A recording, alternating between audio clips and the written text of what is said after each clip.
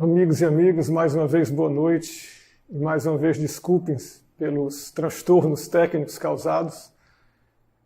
O objetivo desse nosso encontro, dessa nossa palestra, é nós conversarmos um pouco a respeito do processo de transformação do ser humano. E o tema da nossa palestra hoje, como foi divulgado, está ligado aos chakras e à sabedoria da transformação.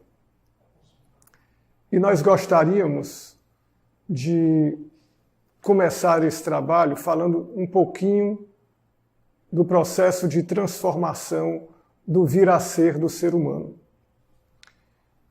A nossa existência ou a nossa vida, ela não é desprovida de sentido, ela tem uma ideação, existe um plano de realização tanto do ser humano quanto da vida como um todo.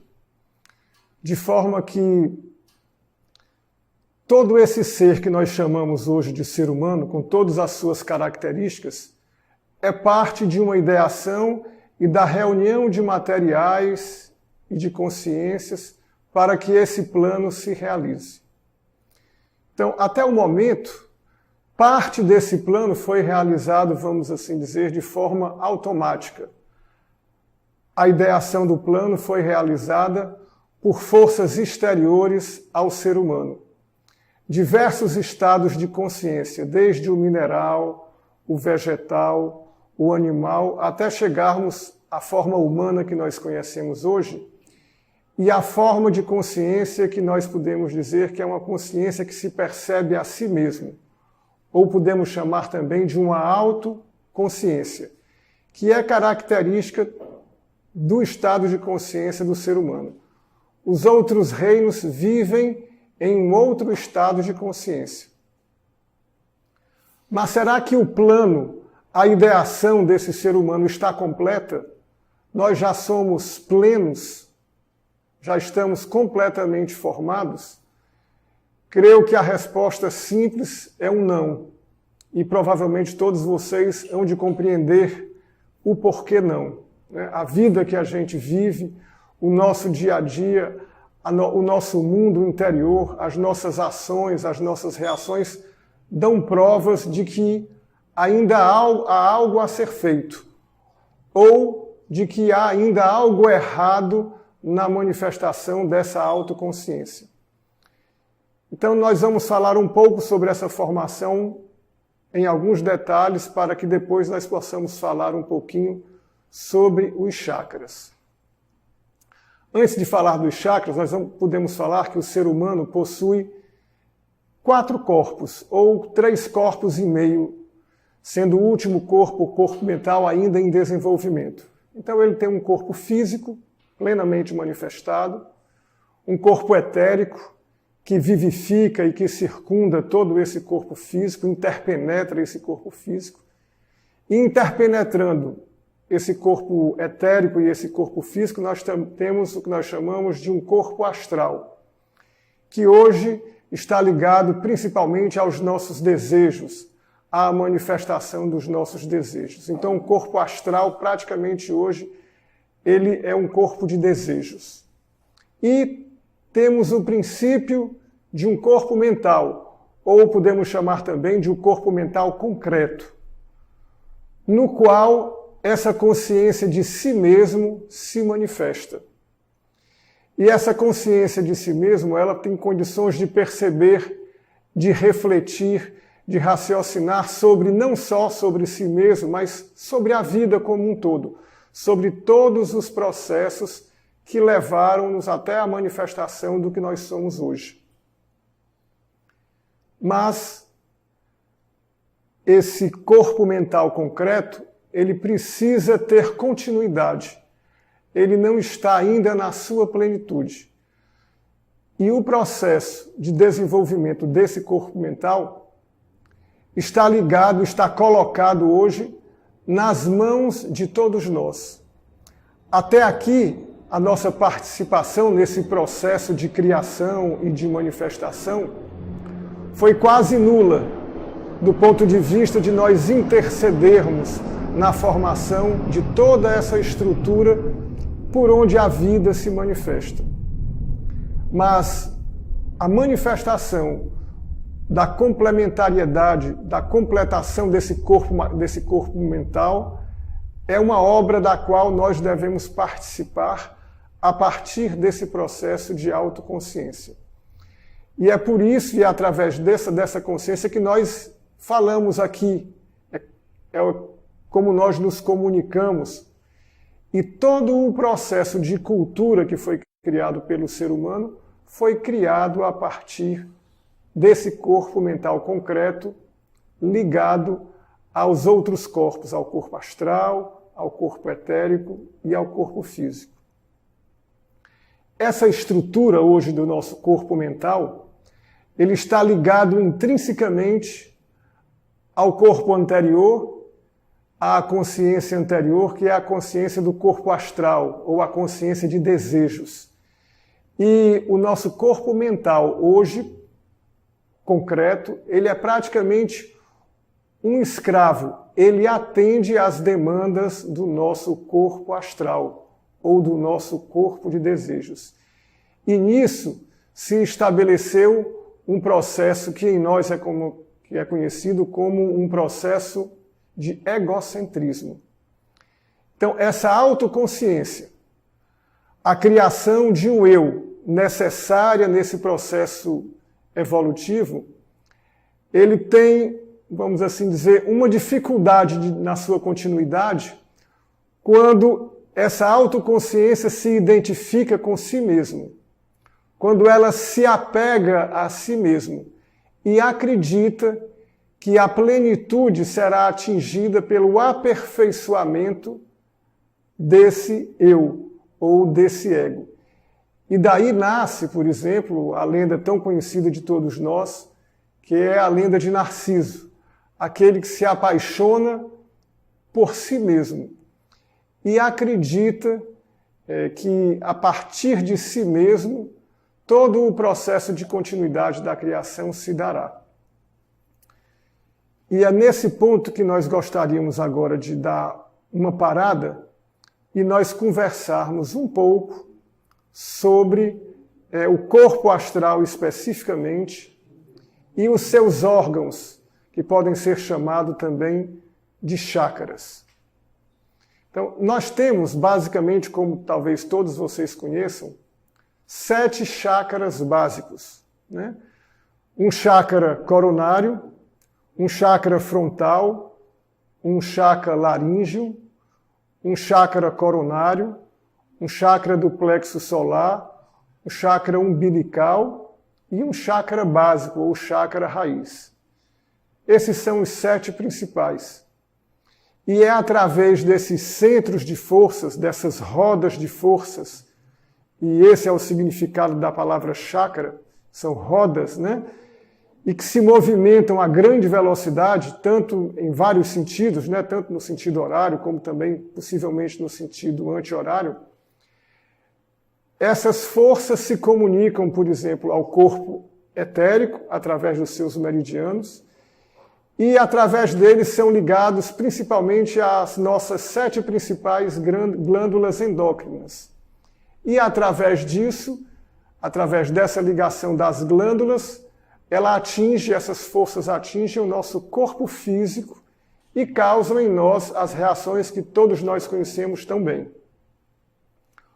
Hoje, a situação nossa, a situação do ser humano em geral, é que ele está condicionado principalmente pelos chakras de baixo, pelo chakra do plexo solar, pelo chakra do umbilical e pelo chakra raiz. Todo o nosso passado, todo o karma, todo o nosso inconsciente está localizado, ele vive nesses 3 chakras. E é a partir deles que nós pensamos, nós reagimos, nós criamos. Praticamente todo o nosso chakra coronário, né, e o nosso chakra cardíaco, o chakra laríngeo e o chakra frontal, eles estão a serviço. Eles servem a uma cultura, mas sempre ligado aos desejos e aos anseios do nosso egocentrismo, num processo que se tornou praticamente automático de autoconservação e de automanutenção. Esse processo criou um círculo de giz dentro de nós. E hoje nós somos prisioneiros desse círculo de giz, dessa roda, que também nós podemos chamar de a roda de Sansara. E todo o processo de iniciação visa nos libertar, visa nos tirar desse processo de, praticamente nós podemos dizer que nós somos reativos. Nós atendemos às atividades desses chakras que estão abaixo do chakra cardíaco. E por isso nossas reações são sempre repetitivas. Tanto os nossos pensamentos, como os nossos sentimentos, a nossa vontade e, por consequência, também as nossas ações. Então, os chakras, eles são os veículos no nosso organismo que desencadeiam esse processo. E muitas práticas, elas visam fazer o processo de transformação dessa cadeia que nós descrevemos aqui muito rapidamente, através de uma cultura desses chakras, por exemplo. Através de exercícios, de vários tipos, desde respirações, de meditações, de posturas, enfim, coisas que provavelmente também vocês devem conhecer. Porém, todas essas práticas, elas se limitam ao nosso processo de autoconservação, ao nosso bem-estar, à nossa cultura dentro dos limites de nossa prisão. E não ao processo de criação do novo aspecto do corpo mental concreto, que seria o corpo mental superior, ou também chamado o corpo mental abstrato, para aí completarmos o ciclo desse processo que seria um corpo mental completo e darmos continuidade no processo da manifestação do ser humano, que, como sabemos, ele ainda precisa desenvolver os outros 3 aspectos ou os outros 3 corpos de sua manifestação cétupla. Então, em linhas bem gerais, nós estamos como que aprisionados, parados nesse degrau que é o processo de autoconservação, um processo de automanutenção que está associado principalmente à nossa prisão, aos nossos desejos, à realização de todo um processo de autoconservação e de automanutenção. E para se libertar desse processo, nós precisamos, em primeiro lugar, perceber que estamos aprisionados nessa cadeia. É a partir dessa percepção, por mais simples que ela seja, num primeiro momento, e depois essa percepção poderá ir se aprofundando, é que nós vamos dar o primeiro passo em direção ao processo de libertação dessa roda de Sansara dentro de nós mesmos. Esse processo de maturação é um processo que não se ensina, né? É um processo que precisa ser vivido interiormente. O ser humano se sente saturado das experiências que já viveu. E por algum motivo, ele se sente deslocado da vida que leva. Não deslocado socialmente, não deslocado familiarmente, mas internamente ele sente que há algo errado dentro de si mesmo, que lhe falta algo que ele pode dizer que é o essencial. Ele não entende as razões porque está vivo ou porque ele está vivendo, ou porque as experiências se dão com ele daquela forma. Então, esse processo que nós chamamos de um processo de amadurecimento é algo que nós não podemos ensinar a ninguém. É algo que é vivido. E o ser humano que chegou nesse estado interior, ele busca por respostas. E ele tem na sua vida uma série de experiências, ele bate em uma série de portas na busca de respostas. E é nesse processo em que normalmente ele busca essas respostas do lado exterior, né? Em várias religiões, em várias doutrinas, em vários exercícios, enfim, ele se confronta com uma série de experiências. E ele vai sempre se encontrar, a partir dessas experiências, diante de um muro. E ao bater a cabeça nesse muro, ele retorna e faz outras experiências, até o momento em que ele clama e percebe que essas respostas não podem estar fora de si mesmos, mas que ele percebe que as respostas só virão por um processo de autoconhecimento, de autopercepção desses limites. E é nesse momento que, provavelmente, uma escola espiritual entrará na vida desse ser humano, quando ela diz que todas as respostas para ele estão dentro dele, e que há dentro de si todo um arquétipo universal, todo um plano de ideação universal que está dentro dele mesmo. E que só ele, a partir desse processo de amadurecimento, tem a possibilidade de dar continuidade nesse processo. Ele percebe, então, os limites de sua consciência.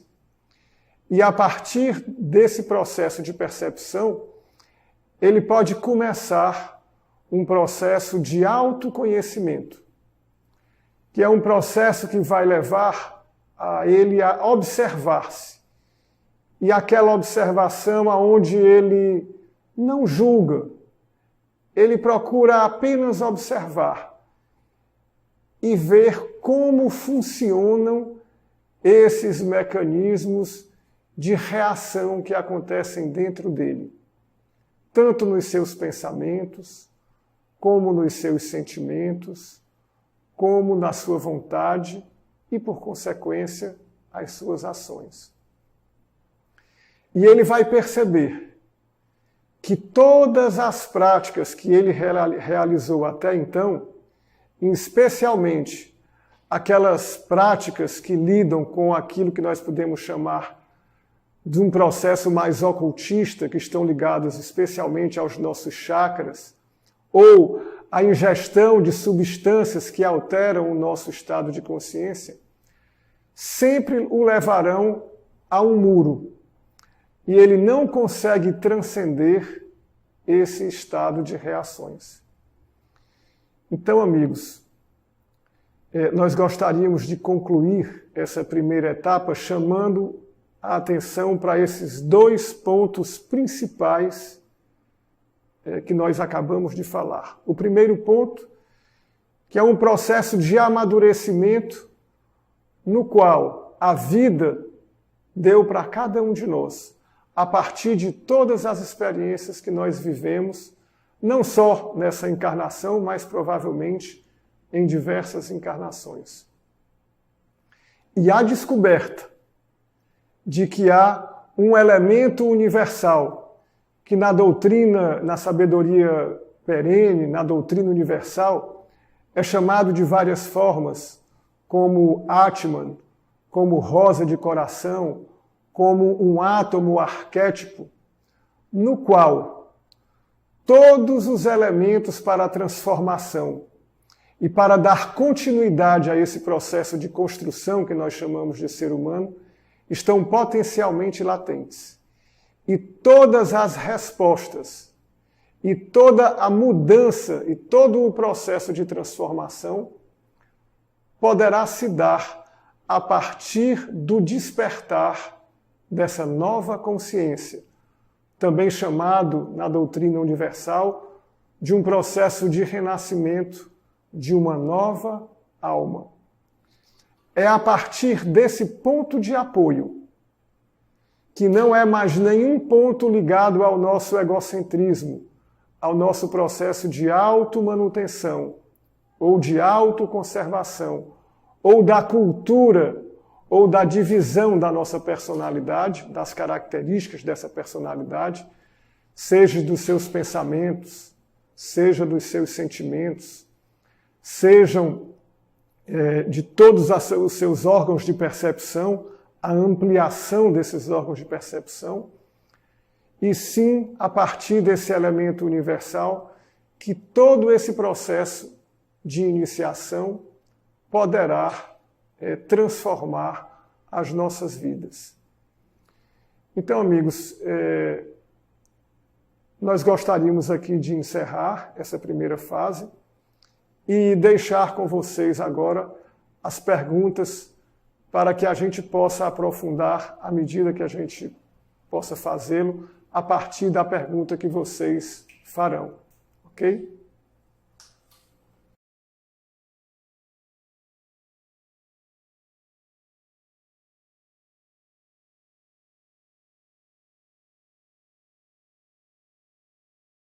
A Lela pergunta: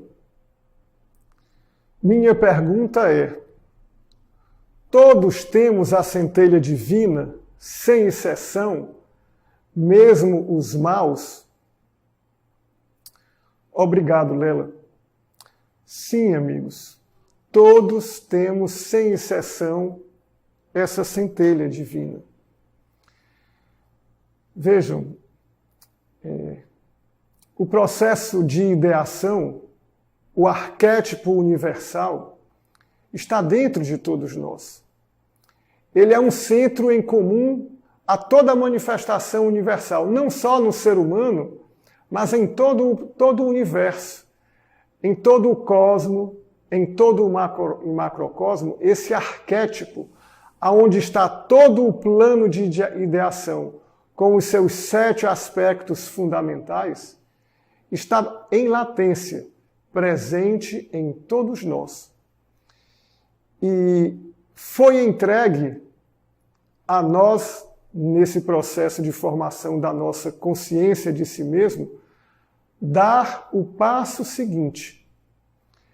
É só através desse processo de maturidade que nós vamos começar a ouvir essa doce voz que clama de dentro de nós e que, na verdade, é essa voz que fez com que nós tivéssemos todas as experiências que tivemos até chegar a um limite, até sermos habitantes de uma fronteira. E esse é o caso de todos nós, que estamos vivenciando nos dias de hoje um processo de saturação. Então, Lela, sim, todos, independente de bons no conceito que nós temos de bom atualmente, ou de maus no conceito que nós temos de mal atualmente. O fato é que todos, bons ou maus, contêm em si essa possibilidade. E não é pela cultura do bem que nós vamos despertar essa centelha espiritual, mas sim através dos raios do Espírito, que estão presentes, porque eles são presentes, são oniscientes e onipresentes, mas que o nosso estado de consciência atual, por ser egocêntrico, não deixa que esses raios penetrem e façam parte no nosso ser e despertem em nós esse botão de rosa, né? Essa centelha espiritual.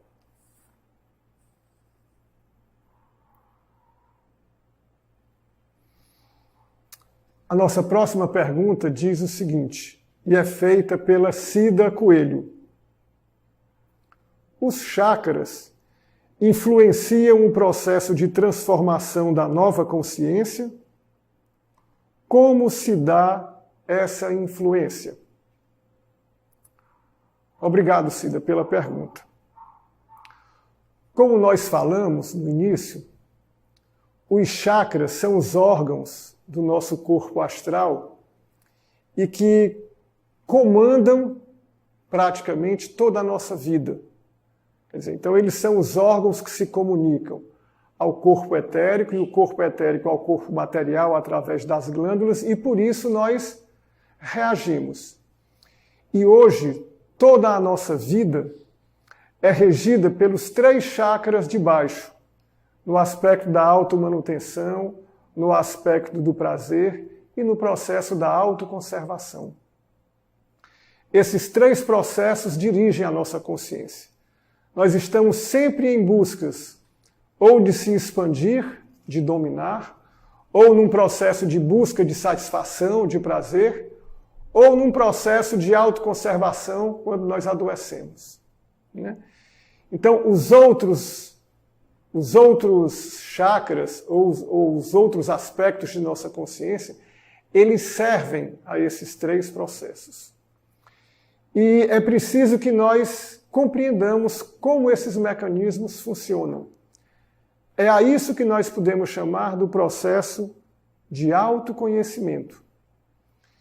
E o processo de autoconhecimento vai nos levar, através da observação, a, de certa forma, diminuir a velocidade de rotação desses chakras.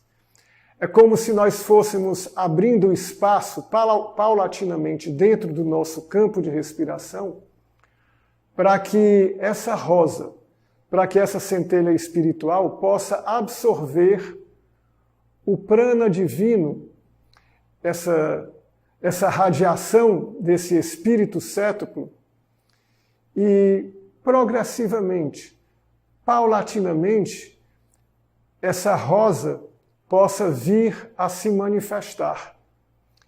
E a manifestação dessa rosa, ela vai despertar inicialmente no nosso chakra cardíaco aqui a glândula timo.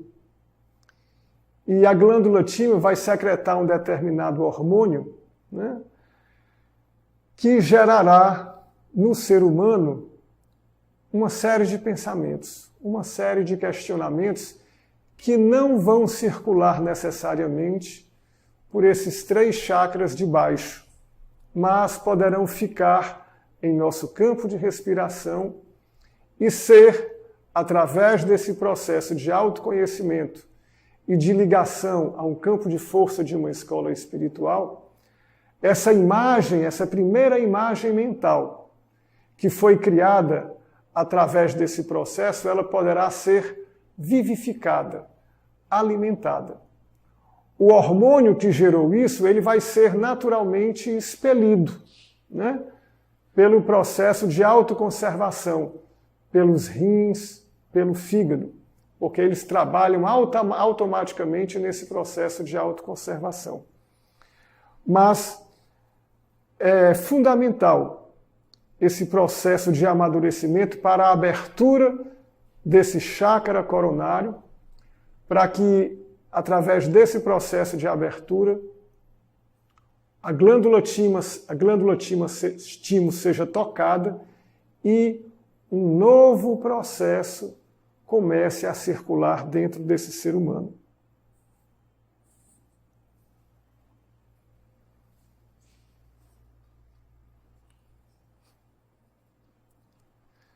Amigos, nós estamos também transmitindo ao vivo pelo YouTube e pelo Facebook. E aqui vem algumas perguntas do nosso canal do YouTube também.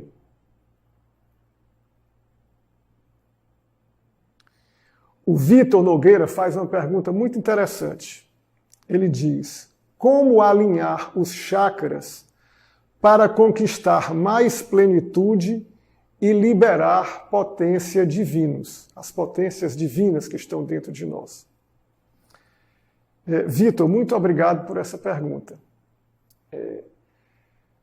É conhecido, provavelmente de todos vocês, várias práticas que procuram dinamizar esses chakras e, usando aqui as suas palavras, né, alinhá-los, como que torná-los alinhados uns aos outros. E existem diversas técnicas, né, que foram desenvolvidas no Oriente e algumas adaptadas aqui ao Ocidente. Todas essas práticas, elas estão presas ao processo de autoconservação, ao processo de estar saudável neste mundo, como se o nosso objetivo principal fosse estar aqui, como se a nossa casa fosse esse nosso plano de consciência. E não é isso que o processo de iniciação nos requer. O processo de iniciação requer uma nova consciência e não apenas uma ampliação dessa consciência egocêntrica, dessa consciência que está centrada sempre em si mesma e que procura sempre se dar bem, ou melhor, neste plano de existência. É por isso que um processo iniciático como o de uma escola espiritual, como a Rosa Cruz Áurea, não pratica nenhum tipo de exercício, porque todos eles vão reforçar a dominação que esses 3 chakras de baixo já exercem sobre os outros.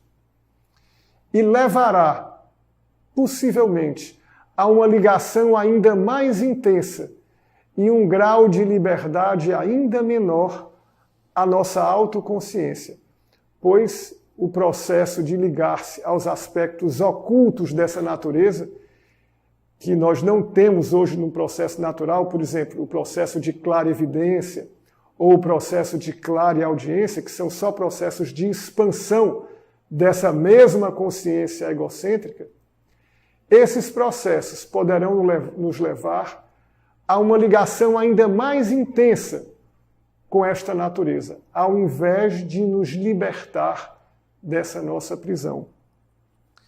Então, Vitor, o libertar a potência divina não está necessariamente ligada ao alinhamento dos chakras a partir desses processos de exercícios respiratórios, de posições ou de mantras, mas sim ao despertar dessa centelha, desse protoátomo, pois a partir dele, como ele é um arquétipo universal, e nele está contido todo o plano universal de manifestação, é a partir dele e a partir do silenciar, né, desses sentimentos, desses pensamentos voltados para si mesmo, é que uma nova consciência, uma nova orientação, não egocêntrica, né, poderá vir a ser. É um novo devir do ser humano. E o potencial que está contido nesse átomo, né, nessa centelha, é infinito, porque é toda a força do universo que está dentro de nós. Mas, repito, ela não é uma força egocêntrica e ela é capaz de fazer toda a transformação. Primeiro, dos chakras de cima, e a partir dessa transformação depois transformar todos os chakras de baixo num processo de autorrevolução. Espero ter podido colaborar com a tua pergunta, Vitor.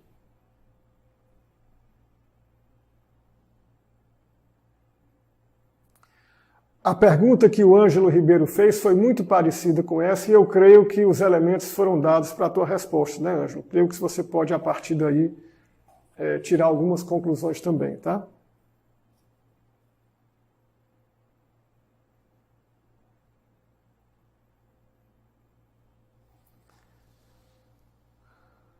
A pergunta do Gabriel diz o seguinte: com o atual surgimento político no Brasil, a possibilidade da Rosa Cruz entrar em silêncio novamente, como em tempos sombrios antigos, acho que ele está perguntando dessa possibilidade. Olha, Gabriel, nós não temos vamos assim dizer, nenhuma ideia, né? Não acreditamos que isso possa acontecer, né? Mas nós vamos trabalhar, né, a pleno vapor até onde for possível, independente de sistema político A, B, C ou D, pois isso não nos cabe, vamos assim, interceder ou julgar. O processo que nós vamos sempre dar testemunho é um processo de transformação interna, seja no regime político que seja, e dentro das condições que esse processo político nos oferecer. Tá?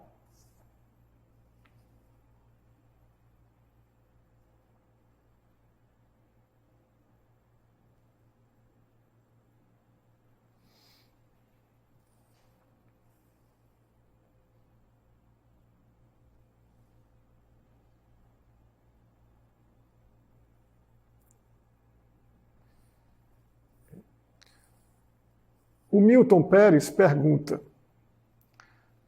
você poderia fazer relações dos 7 aspectos universais e suas relações correspondentes aos chakras?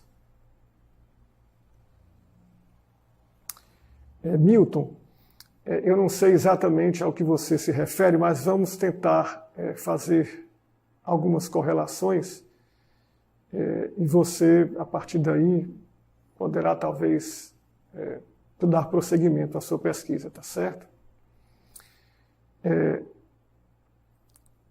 Como no cosmos, né, também no macrocosmo e também no microcosmo. Assim como é em cima, também é embaixo. Nós falamos de 7 chakras principais que se localizam no nosso ser. Né? Assim também, o planeta, ele também tem os seus 7 chakras, né? Nos quais ele tem um polo norte, né? E tem um polo sul, ele tem o seu centro, e tem também, né, os seus aspectos intermediários entre os polos, o seu centro, norte, e também os sus, né? Os seus meridianos, enfim. Quem conhece um pouco da formação dos processos astrofísicos conhece um pouco dessa. E é claro que esses processos eles estão ligados também com a nossa estrutura orgânica. Mas é importante nós sabermos que o plano universal ele se manifesta através do cosmos. E, claro, em relação com o microcosmo que somos nós. Mas é sempre fundamental que, como microcosmos, como micro-organismos, nós abramos a porta para que esse plano universal se manifeste dentro de nós. Jamais haverá, vamos assim dizer, um forçar do plano universal em nós, como se esse processo de iniciação pudesse ser forçado, pudesse ser imposto de cima para baixo. É sempre o ser humano que precisa abrir a porta. Pois vejam, o espírito sétuplo, que está ligado a cada um desses 7 chakras, ele é pleno na sua atividade. E ele está aqui e agora entre nós. O que não existe é um órgão que possa fazer com que a ligação entre esse espírito sétuplo, entre essa manifestação universal e a manifestação individual, que é cada um de nós, se realize. Mas a partir do momento que nós estabeleçamos um vaso comunicante entre o espírito sétuplo e esse organismo, ele se comunica. E nós dizemos que a ligação entre o espírito e o corpo sempre se dá através de um outro organismo que nós chamamos de uma nova consciência, ou mesmo consciência, ou uma alma, ou uma nova alma. Por isso sempre falamos em uma trindade: espírito, alma e corpo. O que nós precisamos realizar no processo iniciático é a criação dessa alma, dessa nova alma, e não da alma egocêntrica, essa alma natural que habita em nós hoje, para que ela possa ser o veículo, né, que deixe que o Espírito se manifeste através dela em todo o nosso ser. E isso é um processo. Isso não se dá de uma forma automática ou de uma forma impositiva. Isso é um processo que parte, como dissemos, primeiro, pela maturidade de experiências. E segundo, pelo anseio, porque o anseio para o ser humano é como que um magneto que atrai essas forças do espírito a se manifestar através desse protoátomo. E é esse anseio e a percepção dos limites ao qual nós estamos enredados é que trará a possibilidade da formação dessa nova alma. Pois essa nova alma será um intermediário entre o espírito que está à espera da sua formação para que ele se manifeste em nós.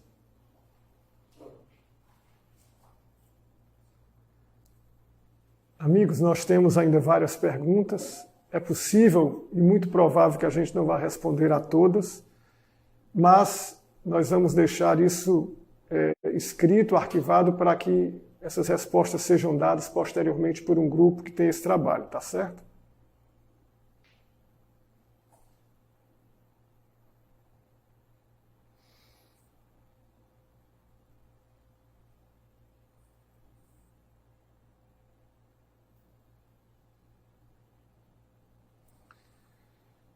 Tem algumas perguntas aqui que provavelmente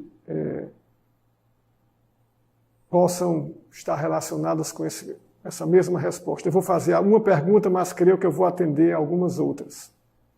É uma pergunta da Lilian que diz: o que eu posso fazer para evoluir neste mundo doido e sair desta roda de samsara?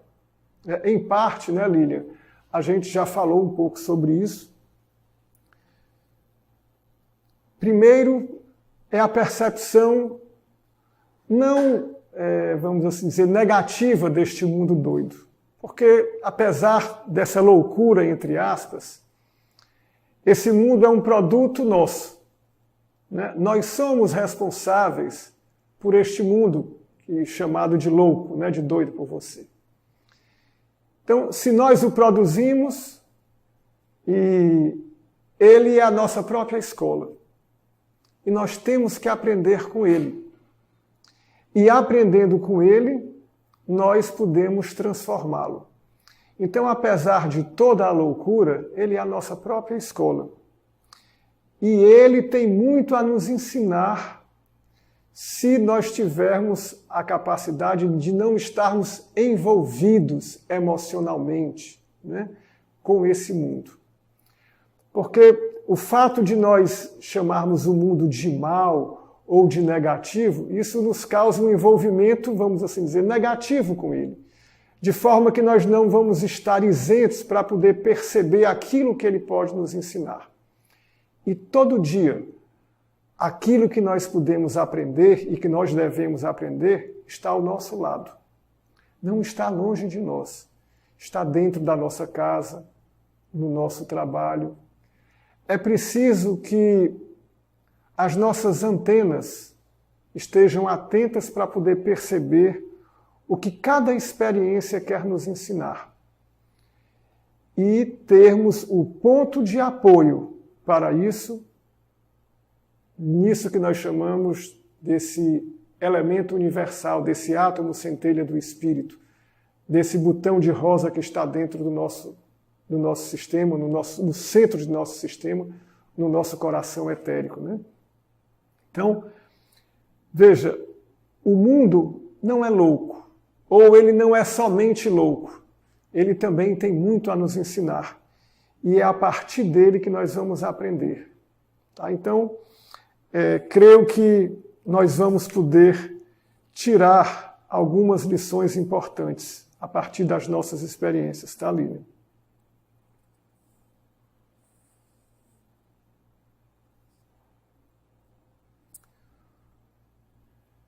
A Ju Borboleta pergunta, e creio, amigos, que essa vai ser a nossa última resposta, tá certo? Já estamos aí com quase 55 minutos de atividade, acho que já está no momento de encerrarmos. Ela diz, e esse despertar do chakra coronário tem algum efeito físico? Sim, Ju. Nós falamos que a entrada de parte ou de um raio desse espírito séptupla nesse chakra coronário ou nesse botão de rosa, né? Nesse campo de força que está dentro de nós, ele desperta na glândula timo uma atividade e ela secreta um novo hormônio, um hormônio que é estranho ao nosso sistema. Mas ele desperta, porque como ele faz parte dessa pequena circulação, ele desperta na nossa cabeça, no nosso cérebro, uma atividade, um pensamento. E como sabemos, os pensamentos são criações, são seres vivos, né? E que precisam e que podem ser alimentados. Esse hormônio, ele vai percorrer a circulação sanguínea, como normalmente todos os hormônios fazem, e serão, em determinado momento, como são estranhos ao nosso corpo, é um elemento estranho, então o nosso sistema automático dos rins e do nosso fígado elimina. Porém, o pensamento que foi despertado, ele continua. E toda vez que esse raio do espírito, vamos assim dizer, toca esse botão de rosa, e que esse elemento, esse hormônio é novamente despertado, esse pensamento é como que vivificado. E a cada dia ou a cada momento que isso acontece, ele é reforçado. Então, vejam que se desencadeia nesse ser humano um novo processo. E é esse processo que nós chamamos, às vezes ganha o nome de uma santa inquietude, porque isso movimenta o ser humano atrás de respostas. E a partir daí, essa busca iniciada, vamos assim dizer, esse chakra coronário, ou através desse chakra coronário, uma nova atividade e uma ligação com uma ligação primária, ainda muito tênue com esses 7 raios do espírito, começa a se realizar. E é a esse processo que se dedicam todas as escolas espirituais, porque é através desse processo, que já foi iniciado em todos vocês, porque estão pesquisando, é que o campo de uma escola espiritual, o campo de força e de vida de uma escola espiritual, pode dar sequência e direção. Pois todos os que se reúnem em torno de um trabalho espiritual, eles procuram, eles anseiam, eles reúnem em torno de si, em torno desse grupo, esse mesmo anseio de se libertar desse processo egocêntrico que eles começam a reconhecer dentro de si mesmos e começam a observar como esse processo acontece. E através desse processo de autoobservação e do anseio, eles conseguem atrair em torno de si um campo no qual esse espírito séptuplo começa a se manifestar progressivamente à medida que o grupo avança em consciência, em uma nova consciência. E é nesse sentido que nós falamos que a escola espiritual tem um campo de força e de luz e de vida que pode ofertar a todos os seus buscadores, a todos os seus alunos. Amigos e amigas, encerrando essa atividade, nós gostaríamos de deixar claro para vocês que esses encontros têm a pretensão apenas de nos inquietar, né? não de dar as respostas completas, porque seria mesmo impossível da nossa parte assim fazê-lo, mas que vocês têm outras oportunidades de pesquisas, além dessas palestras que acontecem virtualmente a cada 15 dias, nesse horário. Se vocês quiserem dar continuidade, fiquem à vontade de procurar os nossos centros físicos, né, onde existem palestras presenciais nesses centros, nessas várias salas que estão espalhadas pelo Brasil. Vocês poderão ter um contato mais íntimo com esse campo de força e de luz que nós estamos comentando, e a partir daí receber, vamos assim dizer, um alimento mais sólido, né? No sentido que vocês possam tomar novas iniciativas. Também a nossa literatura está à disposição de vocês, através do nosso site, através da nossa editora, da Pentagrama Publicações, que deve estar sendo digitado aí do nosso site, do nosso chat, para que vocês possam ter acesso. E também esses vídeos ficam gravados no nosso canal do Facebook e também no nosso canal do YouTube, para que vocês também possam revê-los e, a partir daí, entrar em contato conosco através da nossa página do Facebook ou através dos nossos centros estabelecidos em várias cidades do Brasil. Muito obrigado e tenham todos uma boa noite.